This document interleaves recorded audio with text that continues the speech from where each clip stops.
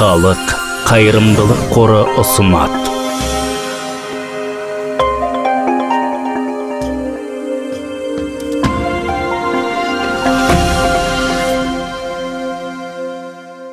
Мына механикалық тетіктердің барлығын қараңыз.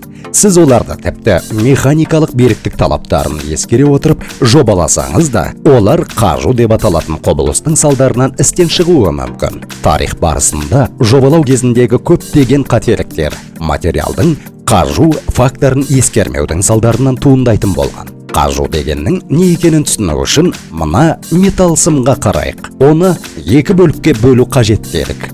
Оны қалай жасайсыз? Оны жан-жаққа созып кересіз бе, әлде сымды жоғары, төмен бүгесіз бе?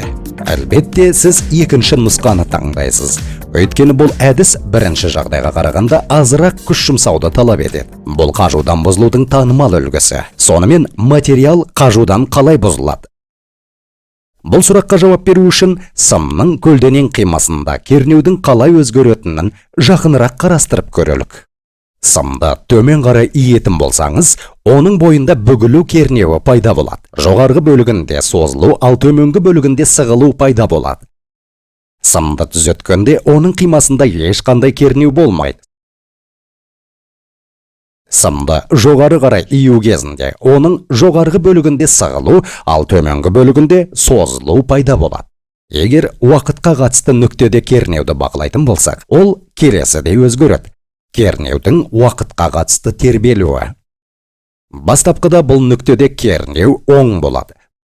Сосын нөлге теңеледі. Содан кейін теріс болады. Бұл кезең қайта-қайта қайталана береді. Кернеудің мұндай айнымалылығы қажудан бұзылудың негізгі себебі болып табылады. Мұндай айнымалы кернеу материалға әсер еткен кезде ол микросызаттардың пайда болуына әкеп соғады. Бұл сызаттар кернеудің тербелу шамасына байланысты артады да, уақыт өте келе сынуға әкеп соғады. Қажудан бұзылудың қауіптілігі де осында. Қажудан бұзылудың статикалық жүктеменің әсерінен бұзылудан ерекшелігі. Ол әрқашан тосыннан орын алады. Тіпті тарылу да болмайды, және бұзылудың алдын алу мүлде мүмкін емес. Мына қозғалтқыштың өсі де осы масса салмағының күші әсер еткеннен кернеудің тербелуі пайда болғанда солай болуы мүмкін. Темір жол дөңгелегі жолмен түйіскенде жоғары түйісу кернеуі пайда болады. Бірақ дөңгелек айналған кезде кенеу әлсірейді. Дөңгелек бастапқы қалпына келгенде түйісу кернеуі қайтадан артады. Бұл кенеу тербелісінің тағы бір үлгісі. Дөңгелек тиісті түрде жобаланбаған жағдайда қажудан бұзылуы мүмкін. Тісті доңғалақтар сыңарлары үлгісінен де біз осыны көреміз. Бұл жағдайда түйісу кернеуі олардың түйіндесу нүктесінде пайда болады. Біз қажуды талдаудың ең маңызды тұсына келіп жеттік. Кернеу амплитудасы мен бұзылуға дейінгі кезеңдер саны арасындағы байланыс.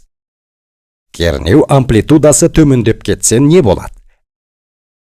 Әрине, кернеу амплитудасы төмендеген жағдайда бұзылуға дейінгі кезеңдер саны артады. Қалай болған жағдайда да бұл үрдісті барынша жүйелеп талдайық. Кезеңдердің санын X осі бойынша, ал кернеу амплитудасын Y осі бойынша белгілейік. Логарифмдік шкаланы қолданамыз. Материал шыдайтын ең жоғарғы кернеуден, яғни оның ең шекті кернеуінен бастайық. Келесі жағдай орын алады. Кезең аяқталғанға дейін кернеуді ұлғайтқан жағдайда материал бұзылуға тап болады. Мұны кернеу амплитудасы мен кезеңдер саны кестесінде тиісті нүктемен белгілейміз. Егер кернеу амплитудасын төмендететін болсақ, онда бұзылғанға дейінгі кезеңдер саны артады. Кернеу амплитудасын төмендетуді жалғастыра келе, бұзылуға дейінгі кезеңдер саны тағы да арта түседі. Сонда мынадай үрдіс орын алады. Алайда шексіз емес. Өздеріңіз көріп отырғандай, белгілі бір шектен соң тіпті кернеу сәл ғана төмендесе де, материалды бұзуға қажетті кезеңдер саны күрт артады. Басқаша айтқанда, егер кернеу амплитудасы берілген шектен төмен болса, бұзылғанға дейінгі кезеңдер саны шексіздікке дейін дерлік артады. Яғни, материал осы шектен соң бұзылмайды. Бұл шек төзімділік шегі деп аталады. Ал материалды осы шектен төмен жағдайда пайдалану қауіпсіз болады. Инженерлер әзірлеу кезінде құрамдастардағы кернеу амплитудасын төзімділік шегінен төмен етіп жасауға тырысады. Өздеріңіз көріп отырғандай, төзімділік шегі шекті кернеуден әлдеқайда төмен болады. Жеңілдету үшін осы екі саланы сызықты түрде елестетіп көрейік. Бірақ бұл жағдайда қайталамалы айнымалы кернеуде кернеудің толық инверсиясы орын алады. Ал оның орташа мәні нөлге тең болады. Бұл жағдайда ең жоғарғы шекті кернеу қандай болады? Кернеудің инверсиясы болмаған жағдайда оның орташа мәні мен амплитудасы бар. Бұл мақсатта біз Гудманның диаграммасын қолдануымызға тура келеді. Гудманның диаграммасында кернеудің орташа мәні X осі бойынша бейнеленеді. Кернеу амплитудасы Y осі бойымен көрсетіледі.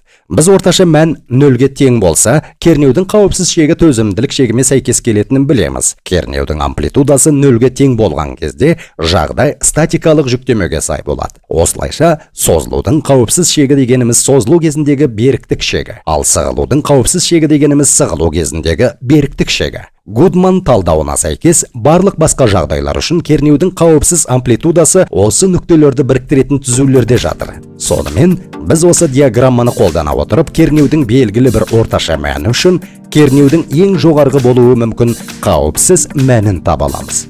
Ол осы белгіге сәйкес болады. Егер материалдың беріктік шегін нөлдік амплитуда кезіндегі қауіпсіздік шегі ретінде алатын болсақ, ұқсас талдау жасалуы мүмкін.